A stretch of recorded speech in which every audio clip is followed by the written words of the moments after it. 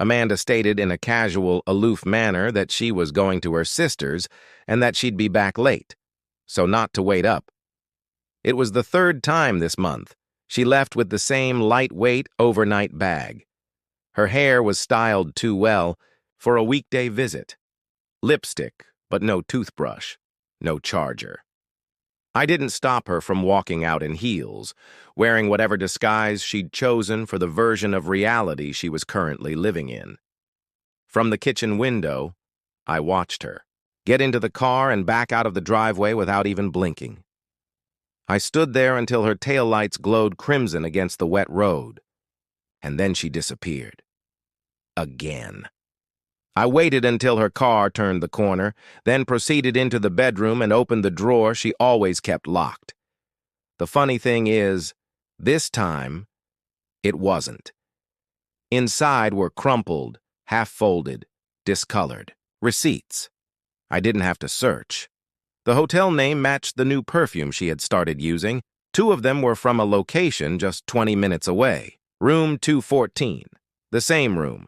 2 consecutive Tuesdays. The same credit card we shared. Like she didn't even care. Beside them was a folded black napkin with a gold insignia engraved into the fabric. The kind of place that writes your drink order, in sloppy calligraphy. It read, "Let's be bad again next week, N." That napkin told me more than Amanda ever had. I stood there, drawers still open, and felt a slow rumble. Something was changing. Permanently. But it wasn't pain. Not yet. It was like I was watching someone else's life catch fire from behind glass. I knew what I had to do, so I called her sister. We chatted casually at first. Then I asked if Amanda was there. Silence. A long one. Then a hesitant voice, unsure, tired. A person who hadn't wanted to be involved with anything since Christmas. Click. That's when the final glimmer of denial died, like a candle going out. This wasn't miscommunication. It wasn't stress. It wasn't us drifting. It was betrayal. Ruthless, well-planned. When Amanda walked in later that night, at 12:47 a.m., she smelled intimate. The kind of scent you don't return from. I was sitting at the dining table, receipts stacked neatly, the black napkin folded, a bottle of citrus vodka open, next to a fragrance I didn't wear. Her phone was unlocked beside them. She froze. Then, a laugh, like I caught her sneaking a cookie before dinner. "Wow," she said, brushing hair from her face. "So this is the road we're going down now?" No apology, no regret. Just that grin I hadn't seen since college. "You lied," I said softly. She was still playing games with people who didn't know they were pieces. "Oh, please, Mike," she rolled her eyes. "Don't act like you didn't see it. Our marriage? Dead. You thought I'd wait forever while you played husband of the year with your lawn care and spreadsheets?" My chest tightened. Still, I didn't speak. She stepped closer. "Nate sees me. Really sees me." Her head tilted like she was pitying me. "You're boring. Have been for years." That grin never left her face. "It makes me feel alive," she added. "You stopped doing that a long time ago." And just like that, for the first time in years, I didn't see my wife. I saw a stranger with my last name. I didn't scream. I didn't cry. I stood up, stepped past her, and took Duke's leash from the hook. "You've got until morning to be gone." I walked out into the cold. I didn't know where I was going.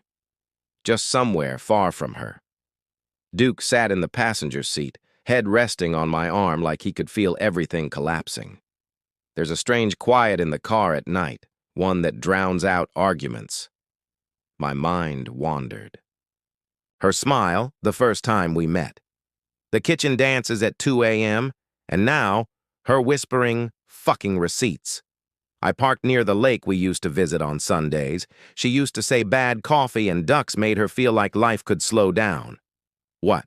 A comedy. I let Duke out, stood in the wind with my hands in my hoodie pockets, and felt the sting of betrayal creep in. Not enough to cry. Not yet. By 3 a.m., I came home.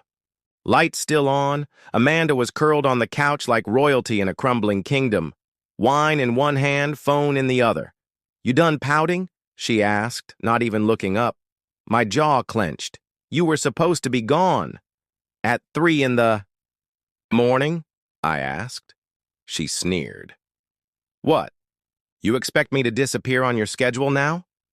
I didn't reply. I went straight to the bedroom, pulled out her luggage, and dropped it on the bed, loud enough. She stormed in. "Are you serious right now?" "Dead serious," I said. "You don't sleep here anymore. That was your choice." She laughed, cold and cruel. "You think you're kicking me out of this house? My dad helped pay for it." "Do you think that gave you permission to cheat?" I asked calmly. For a moment, a flicker of something in her eyes. Guilt? Shame? Gone. "I need someone who wants me, who still makes me feel wanted." She walked to the mirror, adjusted her hair, and whispered, "You should thank me for not dragging this out."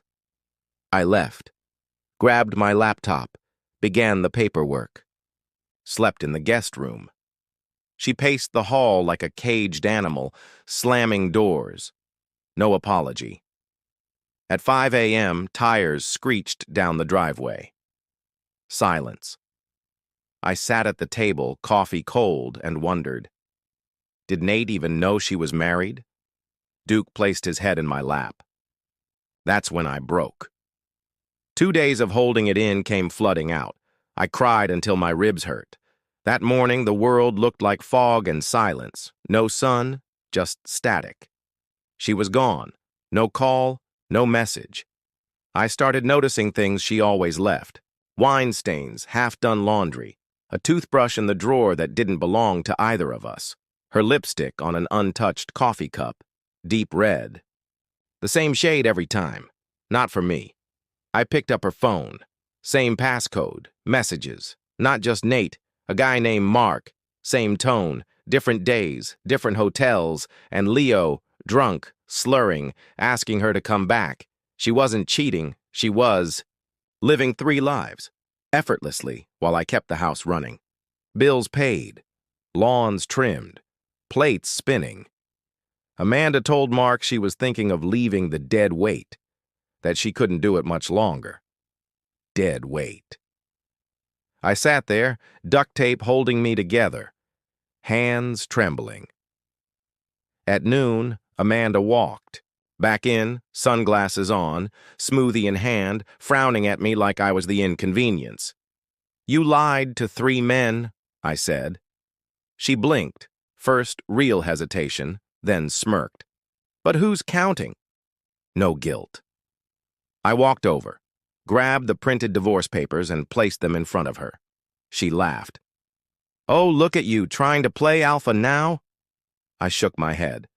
"No, I'm just done being a fool." She sat back and sipped her drink. "You think you'll find better?" she scoffed.